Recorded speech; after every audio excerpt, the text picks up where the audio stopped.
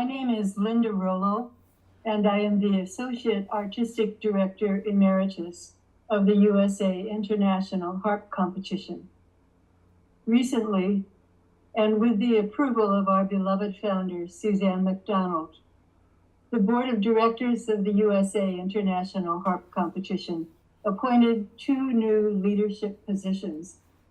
Elizabeth Hainan, the principal harpist with the Philadelphia Orchestra, will be the new artistic director, and Emmanuel Cesson, who is principal harpist with the Los Angeles Philharmonic, will be our new associate artistic director, effective immediately.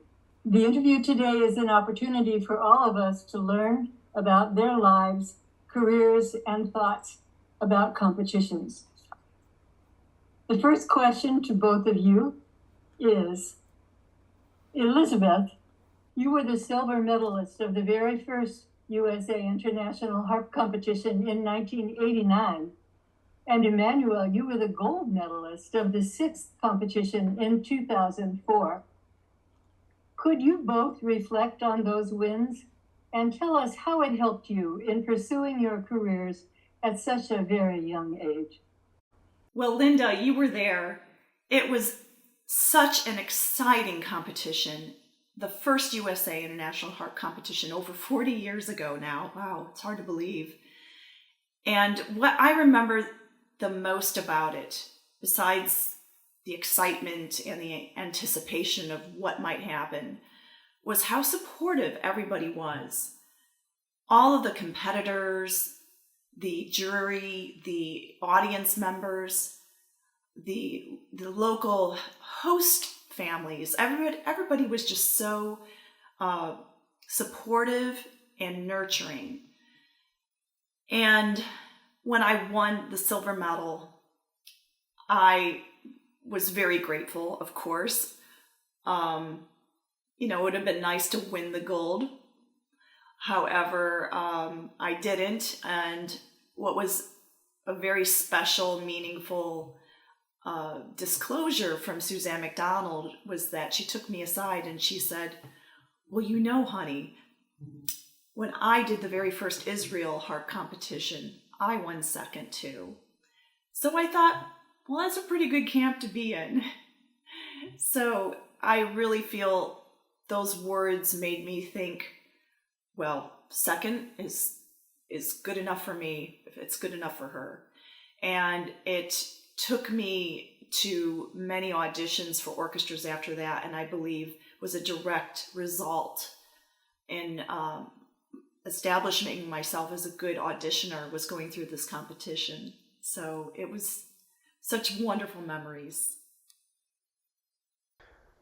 Well, if I have to be completely honest, I think that the first feeling I had when the results were announced 20 years ago at the competition was a feeling of surprise. Of course, I had spent, almost 2 years preparing for the competition under the tutelage of Isabelle Moretti at the Paris Conservatoire. And I came to Bloomington with a very strong will of performing my best. But there was something in my head, and psychologically I was not really ready to win the first prize. First of all, in the finals I was together with great harpists Lavinia Meyer and Julie Smith, and so yeah, it was a feeling of surprise. And after the win, it took me almost a year to be able to build my confidence again and fight this kind of imposter syndrome that I had.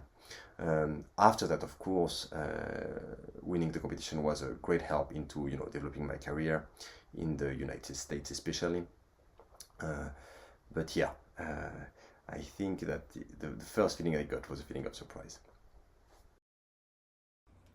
I'd like to ask both of you to speak about your careers, where you currently live and work, and bring us up to date on your musical activities. Well, I am currently living in Los Angeles. I am principal harp with the LA Phil. And before that, I was at the Metropolitan Opera in New York and the Paris Opera at the very beginning of my orchestra career. Apart from this, I have a lot of oncoming projects. I have a Marcel Tournier recording that will come out next year.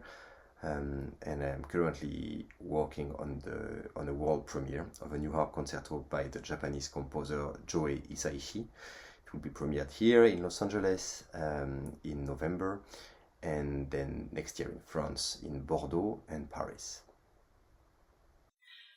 Well, I'm here in Philadelphia, Pennsylvania, where I play with the Philadelphia Orchestra as principal harp. I also teach at the Curtis Institute of Music and at Boyer College of Music at Temple University. I have been with the Philadelphia Orchestra now for about 30 years, and it's an amazing, amazing group of musicians. And in fact, we were just at Carnegie Hall last night, where we get to play about 6 times a season. And we tour quite extensively. I also founded a nonprofit here called the Lyra Society, which reestablished the harp program in several of our public schools. And it's been probably the most rewarding work of my career to date, because I've watched how the harp can just completely transform a young person's life and open so many doors. So I'm very proud of that work. I also spent a little bit of time in Colorado, where my husband runs the National Repertory Orchestra in Breckenridge, Colorado, which is another outstanding organization that promotes the careers of young orchestral musicians, and a program which I participated in 1992. So it has a lot of meaning for me, and I'm just really grateful that we both get to spend our time mentoring and assisting young people with their career paths. Now that you are both in positions of leadership with the USA International Harp Competition, what do you feel is important as we strive to continue the prestige, the outreach, and the excellence of our competition? Well, these are some pretty big shoes to fill, without a doubt. The USA International Harp Competition promotes excellence and inspiration. And I feel that it is even more relevant now than it was 40 years ago. And that's in part due to our social media world, where anyone can self-promote, anyone can give some kind of a little snippet that has been dialed in and enhanced and is not really giving that person the opportunity to push themselves to new heights. And I think this competition raises the bar so that any of these participants that will be going through this next competition are going to become much better harpists, much better musicians. It'll take them into their professional careers. I know it did for me.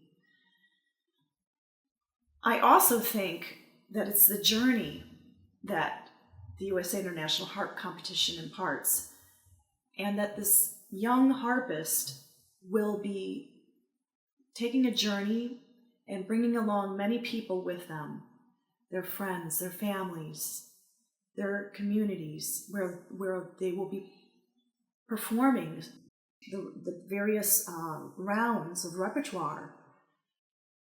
And of course there's a destination at the end of that journey, but I feel sometimes it's more important about the actual journey. And I'm really excited to see that path for this next competition coming up for many of these young harpists. Well, first I have to say that I was really humbled and honored to be chosen as an associate artistic director in the competition, and to be working alongside Elizabeth Heinen and you, Linda, into keeping the legacy of this competition going and develop new artistical ideas. I think it's very exciting because the competition has been so successful and is always bringing a lot of people to the US and from very different backgrounds, many different countries, and I think, yeah, we are really looking forward, Elizabeth and I, to keep a very good momentum and everything that was established before us. And then, of course, implementing some new ideas artistically, like maybe new repertoire. Also on everything the competition does on the side, like the concerts and things like this, to develop new ideas on these two. So yeah, I am really truly excited about this new role, and I hope I do the competition good. Would you both speak a little bit about Suzanne McDonald and what you believe she has done for the harp world, both nationally and internationally? Well, I would love to speak about Suzanne McDonald and what she's done for the harp world.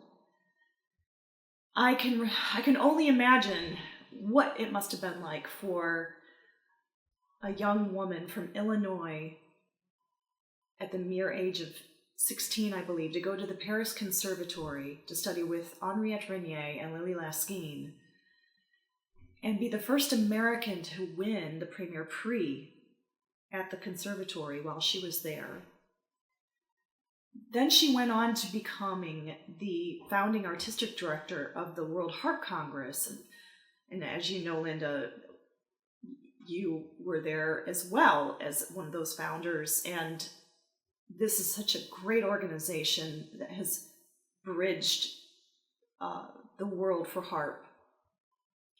Then if that wasn't enough, Suzanne McDonald goes on to establish the USA International Harp Competition in 1989, yet again setting a new bar for the harp.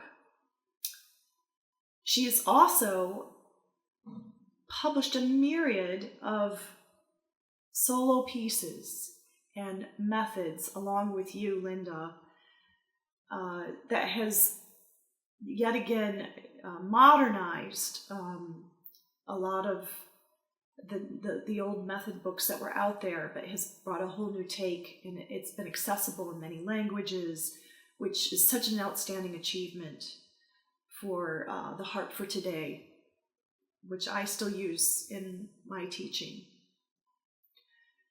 And then I'd also like to add a personal note about Suzanne McDonald, and that she has affected every aspect of my philosophy of teaching and performing. And I just couldn't say enough wonderful things about her. And we're so honored, I know Emmanuel and I, to be offered these opportunities to serve as artistic directors for this competition. Well, where to start? Suzanne McDonald. Well, actually, I have to say that when I came to the US for the first time in 2004 to take part in the competition, of course I knew the name of Suzanne McDonald and I knew what position she was holding, but I didn't get the full scope of her influence and everything she did for the harp world throughout all her life. Try to picture it like this young girl, very determined, going to France, traveling all the way to France to study with Henriette Renier and Lily Laskin, and then come back to the US, develop such a huge recital career, but also a huge teaching career in Juilliard and then in Bloomington, and trying to teach what she had been given in France to all of her students, and then not only this, but developing such a big sense of community and federating so many harpists through her teaching, but also through the whole Harp Congress that she helped develop tremendously. So I think all of these aspects can only start to show what a generous woman and artist she is, and yeah, the immense impact she had on the harp community, on the harp world, and I think on every harpist. It's really important to pay a tribute for that. What advice would you give to aspiring young people who plan to enter the USA International Harp Competition? Well, my first advice is really try to enjoy the process of preparation. I think it's really important. Of course, for next year, we try to pick a very interesting repertoire, a lot of works that are going to help you develop in an artistic way. But also, yes, I want you to try to develop the repertoire in a very personal way. What is very important when you take part in a competition like this is to be true to yourself. You are not here to please the jury. You are not there to please your professor. You are here to show who you are. I think it's a very important statement to make, because it's only by being true to yourself and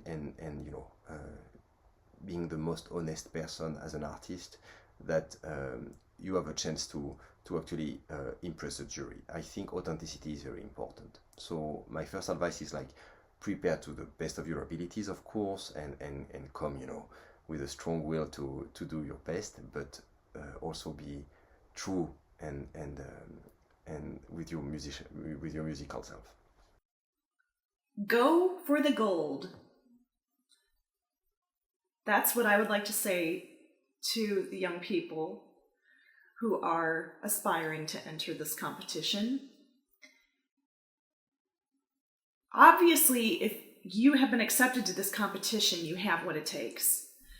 Your teacher believes in you, your supportive group around you, everybody feels you're ready to prove yourself. And I think that's the most important part of the competition, is to honor oneself. Don't allow it to be about anybody else but you. And no apologizing that, oh, I'll just see how well I can do, or I'm going to go for the experience sake.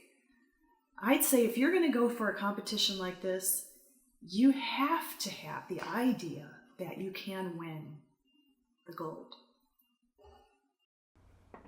Thank you both so very much for this interview.